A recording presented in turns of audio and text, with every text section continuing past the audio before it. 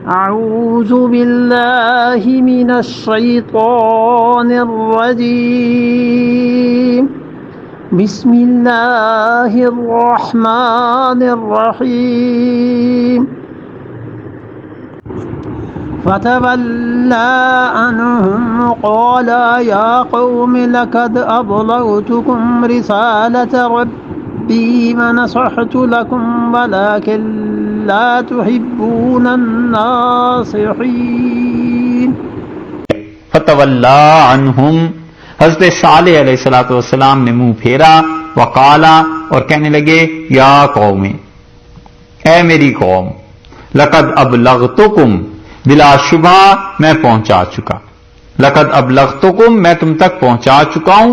کیا چیز پہنچا چکا ہوں؟ یعنی جو کچھ اللہ کی طرف سے میرے پاس آیا تھا، رسالت ربی، اپنے پروردگار کا پیغام تمہیں پہنچا چکا، ونصحت لکم، اور میں نے تمہارا بھلا چاہا، ولکن لا تحبون الناصحین، اور لیکن حقیقت یہ ہے کہ لا تحبون، تم نہیں چاہتے، الناصحین، ان کو جو تمہارا بھلا چاہیں، تم بھلا چاہنے والوں کو نہیں چاہتے، تم اپنے ناصحین کو گوارا نہیں کرتے، تم اپنے ناصحین کو ان کے ساتھ تمہارا کوئی تعلق نہیں بنتا، یہ ہے وہ مرض اور عیب۔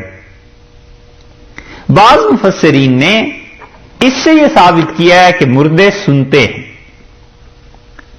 یہ بحث تو ہے اصل میں کہیں اور کسی جگہ کی، لیکن فرض کر لو مردے سنتے ہیں، فرض کر لو ایک لمحے کے لیے، تو جس قوم میں یہ ڈر ہو کہ یہ لوگ اس کو شرک کا بہانہ بنا لیں گے اور شرک کی طرف چل پڑیں گے، اگر یہ کہہ دیا جائے کہ مردے سنتے ہیں قبروں میں، تو یہ جا کر ان سے پھر اپنی حاجتیں اور اپنے نفع اور نقصان کی کرتوت اور ایسی باتیں کرنے لگ جائیں گے، تو سد ذرائع کے طور پہ ان چیزوں کو روکنے کی وجہ سے یہ ضروری ہے کہ آدمی کہے مردے نہیں سنتے۔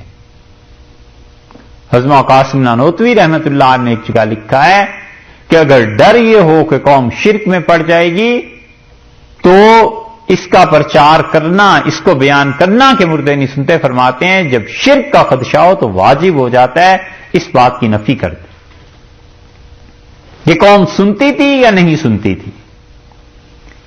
جب تک کوئی قوی دلیل سماع موتا کی نہ ہو اس وقت تک نہیں استدلال کیا جا سکتا کہ مردے سنتے ہیں یا نہیں سنتے۔ صحابہ کرام رضی اللہ عنہم کے ہاں اختلاف تھا، اور وہ اختلاف جو صحابہ رضی اللہ عنہم میں ہو گیا کہ مردے سنتے ہیں یا نہیں سنتے، امت اس کے بارے میں قطعی فیصلہ نہیں کر سکتی۔ خلاصہ ساری بحث کا یہ، اب کوئی بھی نہیں کہہ سکتا کہ نہیں سنتے اور کوئی بھی نہیں کہہ سکتا کہ سنتے ہیں، دونوں طرف دلائل ہیں۔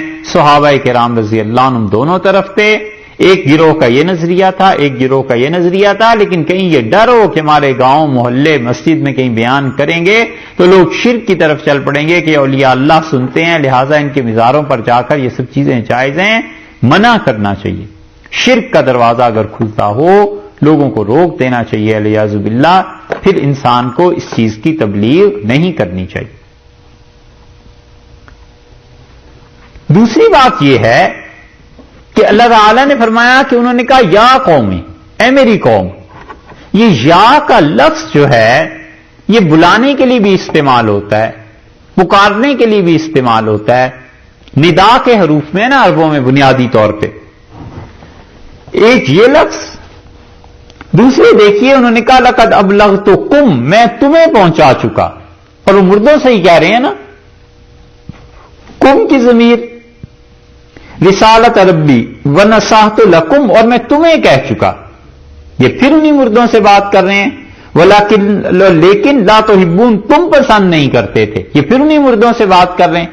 یہ سارے ضمائر، یہ ساری ضمیریں اور یہ حرف ندا یہ اس قوم کو سنا رہے ہیں اس کی بدقسمتی اور حسرت کے طور پر کہ ہائے افسوس قوم، میں تمہیں سمجھاتا رہا، میں تمہیں کہتا رہا، تم لوگ نہیں مانے، یہ حسرت اور افسوس کا اظہار ہے جو انہوں نے کیا۔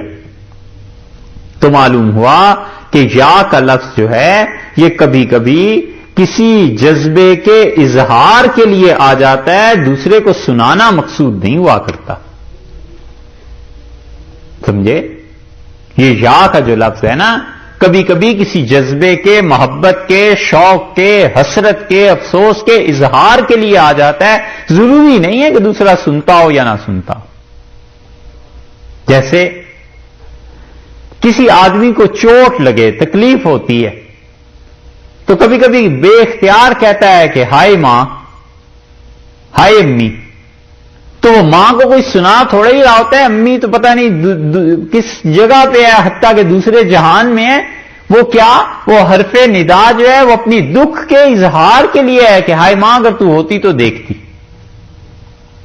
ایسے ہی آدمی کو محبت ہوتی ہے تو کہتا ہے ابا آپ ہوتے تو دیکھتے کہ آج اللہ نے احسان کیا. یہ محبت کی وجہ سے بھی مخاطب کے لیے جملے بولے جاتے ہیں، اور یہ ضروری نہیں ہے کہ اس کا مخاطب سن بھی رہا.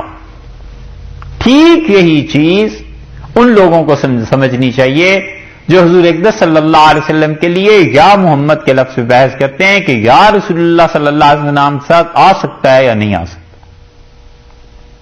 سیدھی سادی سی بات ہے کہ اگر کوئی یا محمد اس لیے کہتا ہے کہ اس کا عقیدہ ہے کہ حضور اقدس صلی اللہ علیہ وسلم تک جہاں بیٹھ کے امریکہ میں میری آواز پہنچ جائے گی اور وہ نفع اور نقصان کی قدرت رکھتے ہیں، اور رسول اللہ صلی اللہ علیہ وسلم کو میرے سارے حالات کا پتہ ہے اور جو چاہیں وہ کر سکتے ہیں، یہ شرک ہے. حضرت صلی اللہ علیہ وسلم کو تمہارے حالات کا کیا پتہ ہے؟ وہ یہاں بیٹھ کے کیسے تمہاری آواز سن سکتے ہیں؟ یہ شرک کے شعبوں میں سے ایک شعبہ ہے. اور ایک صورت یہ ہے کہ وہ رسول اللہ صلی اللہ علیہ وسلم کی محبت کی وجہ سے پکارتا ہے، محبت کی وجہ سے کہتا ہے کہ یا رسول اللہ. اب یہ جو آدمی یا محمد یا رسول اللہ صلی اللہ علیہ وسلم کہتا ہے، اس کے کہنے کا مقصد اپنے شوق، اپنی محبت کا اظہار ہے، اور وہ ایسے الفاظ استعمال کر لیتا ہے کہ آپ مہربانی کریں، آپ مدد کریں. ان الفاظ کا استعمال عوام میں بیٹھ کے کرنا مکروہ ہے، کیونکہ لوگوں کے عقیدے خراب ہوں گے. لوگ کہیں گے اتنے بڑے بزرگ کو ہم نے دیکھا یہاں بیٹھ کے یا محمد یا رسول اللہ صلی اللہ علیہ وسلم کہہ رہے تھے اور رسول اللہ صلی اللہ علیہ وسلم مدد مانگ رہے تھے. عوام میں نہ کرے، مکروہ ہے. اور بالکل تنہائی میں رسول اللہ صلی اللہ علیہ وسلم کی محبت کا، تعلق کا اتنا غلبہ ہے کہ وہ ایسے اشعار پڑھتا ہے. یہ چیز جائز، اس کا عقیدہ ٹھیک ہے، اسے پتا ہے کہ رسول اللہ صلی اللہ علیہ وسلم نہ یہاں سے سنتے ہیں اور نہ نفع اور نقصان اور میرے حالات کا علم ان کے قبضے میں ہے. یہاں بیٹھ کے وہ اپنے شوق، اپنی محبت، اپنے تعلق کے اظہار میں ایسے الفاظ استعمال کر رہا ہے، کوئی حرج نہیں. یہی چیز ہے جو شاہ ولی اللہ رحمۃ اللہ علیہ کے ہاں بھی پائی جاتی ہے. انہوں نے اطیب النغم کے نام سے جو قصیدہ لکھا ہے نا، اور رسول اللہ صلی اللہ علیہ وسلم کے لیے ایسے الفاظ استعمال کیے ہیں، اس میں یہی چیز، اور یہ بہت جگہ پر مل جائے گی. اس لیے اس کو نہ تو بالکل ہی کفر اور شرک قرار دے دینا چاہیے اور نہ ہی لوگوں کو کھلی چھٹی دے دینی چاہیے کہ جو مرضی بولو، بلکہ اعتدال کی راہ اختیار کرے کہ کوئی آدمی کس عقیدے کے تحت یہ کہتا ہے. اور اسی کی وہ بات پہلے بھی گزر چکی ہے. ایک مرتبہ مسلم کی روایت میں بتایا تھا کہ بچے مدینہ منورہ کی گلیوں میں یہ کہہ رہے تھے. یہ ختم ہوئے، دوسری قوم